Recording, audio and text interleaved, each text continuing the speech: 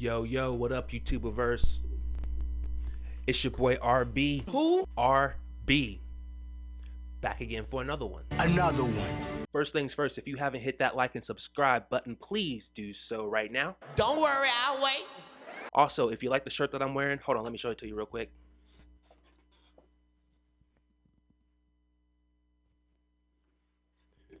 If you like the shirt that I'm wearing, that is an original design designed by yours truly. It's in my shop, breezysprints.com. Link is in the description. And without further ado, let's get right into it. I've been doing my best to not talk about this man. Aaron. Where is Aaron right now? Nuance Machine, episode 16. Let's kick it.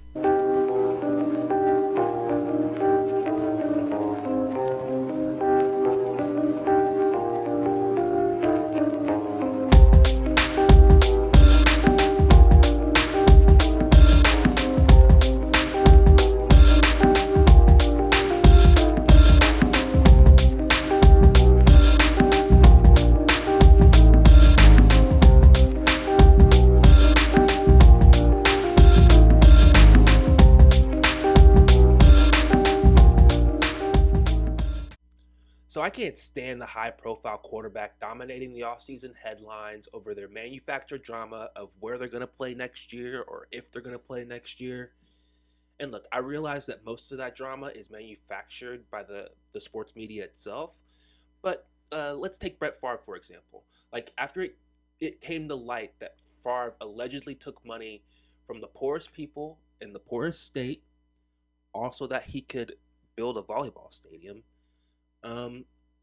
because, privilege. I'm fairly certain that when Favre was making his decision on whether he should retire or return and play for the Green Bay Packers rival, the Vikings, that he was milking that situation for all it was worth. But, not just for all the attention that he was getting, but also so that he could miss training camp, because, privilege. But I digress. So very similarly to how the Green Bay Packers and Brett Favre ended their relationship, the same thing is happening between the Packers and Aaron Rodgers. They both agreed that they should split ways, but Rodgers had to take, the media along for a ride. He went on his stupid darkness retreat thing, which to me sounds like a kind of a douchey thing to do, let alone brag about, but whatever.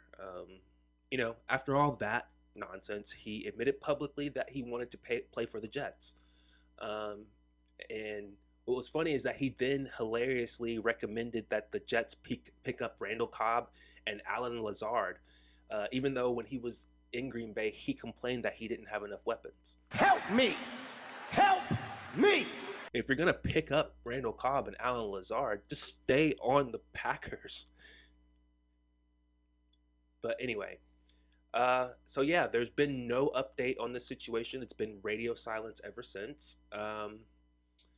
And look, Aaron Rodgers is still under contract with the Packers, and the Packers and the Jets have to come to some kind of trade agreement. A gentleman's agreement. Huzzah!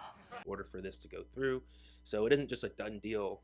Aaron Rodgers can't just come out and say, I want to go to the Jets, and then magically he's on the Jets. They've got to come up with a trade agreement. And Green Bay is asking for 2 first-round draft picks. And the Jets are hesitant to give that up, which is funny because the Green Bay Packers could have traded Aaron Rodgers last year or the year before and easily gotten two first-round draft picks for him. But now it's like, he's getting kind of up there. Do we really want to give up that much? So I completely understand. The Jets are internally having this debate about whether they should leverage their future on trying to win now. And you got to decide, is that worth it? And the only way it's worth it is if you compete to go to the Super Bowl. They have to decide, does bringing Aaron Rodgers on our team make us a Super Bowl contender? And if it does, then give up the 2 draft picks. But the hesitancy shows me that the Jets aren't really sure about that. If you leverage your future, you give up those 2 draft picks, and it doesn't work out. You don't, like, let's say you just barely make the playoffs and you get kicked out in the first round. Like, it's a huge failure. Then your team's in trouble for the next couple seasons. And then you'll be stuck in the middle of the pack. And that's definitely not a place you want to be. Just ask the Cowboys. Oh no. Boy, ain't no way, boy. This could allow another team to come in and get Aaron Rodgers because he does not have a no trade clause in his contract. So there's rumors going around that the 49ers are interested in Aaron Rodgers. Could you imagine? I can only imagine if that happened. Now, I wouldn't be surprised at all because the 49ers are a better run franchise than the Jets are. And they would definitely take that chance, roll that dice, give up those 2 draft picks, get Aaron Rodgers. And they made it to the NFC Championship game last year with their 3rd string quarterback, Brock Purdy. Who? Brock Purdy. Who? Brock Purdy. Look, the Jets have a good team besides the quarterback position. But in the NFL, without a decent quarterback, you can't win. And it's pretty much a waste. But look, if they don't get Aaron Rodgers, it also puts them in a similarly bad place because they're going to end up in the same place they were last year. Just barely missing the playoffs, getting stuck with a mid-draft pick, stuck in the middle of the pack. Again, you don't want that. Just ask the Cowboys. Leave me alone! If the 49ers get Aaron Rodgers, it would really, really, really show the difference in philosophies here. You know, it would show why one team is a contender on a regular basis and why the other is the butt of the joke on a regular basis. Yo, wrong pick.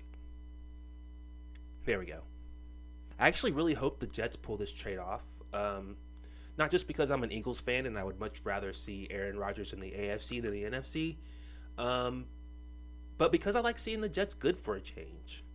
Like, they haven't made the playoffs since 2010. And like, I remember when I was young, the Jets were relevant, man. They had Bill Parcells as their coach, Vinny Testaverde, Keyshawn Johnson when he was young. Their crowds were awesome. They were doing the Jets chant. Which is after my own heart because it sounds just like the Cats chant from the Kentucky Wildcats.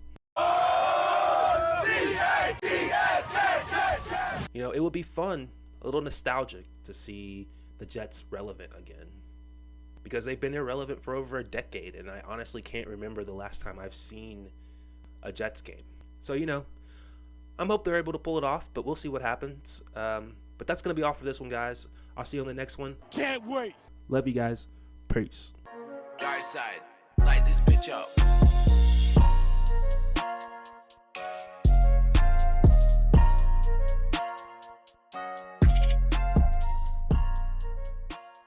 And if you haven't hit that like and subscribe button yet, please do so right now. Don't worry, I'll wait. Who? Mike Jones. Mike Jones ain't seeing nobody. he is. No, he not. Mike ain't seeing waiting nobody. on me. Yes, No, he he not. is. Mike ain't waiting on nobody. Bye-bye.